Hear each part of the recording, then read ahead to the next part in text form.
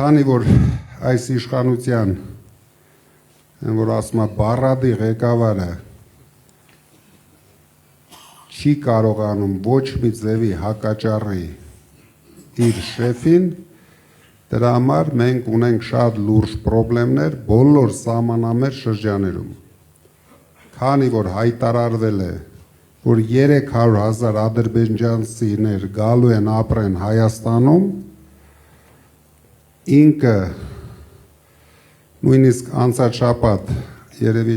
շատերը տեսած կլինեք լրագրողների հետ հանդիպման ժամանակ, երբ որ լրագրողը կասկած հայտնեց, որ այդպիսի բան կա, ես առաջարկեցի, որ ինքը բարձրանա ազգային ժողովի ամբիոն եւ հայտարարի, որ այդպիսի բան չկա։ Արդեն 10 օր անցել է, իրենցից չենք լսում ոչ մի հայտարարություն,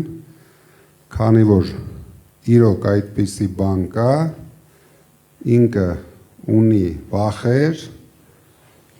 ունի ինձ թվում է գաղտնի պայմանավորվածություններ, դրա համար ամեն ինչ անում են, որ սահմանամերձ շրջաները նույնպես, ինչպես Արցախին խաղաղություն բերեց, կարող է խաղաղություն բերել Վարդենիսին եւ ամենակարևորը ես շատ մեծ անհանգստություն ունեմ, որ ինքը կարող է խաղաղություն բերել Սյունիքին։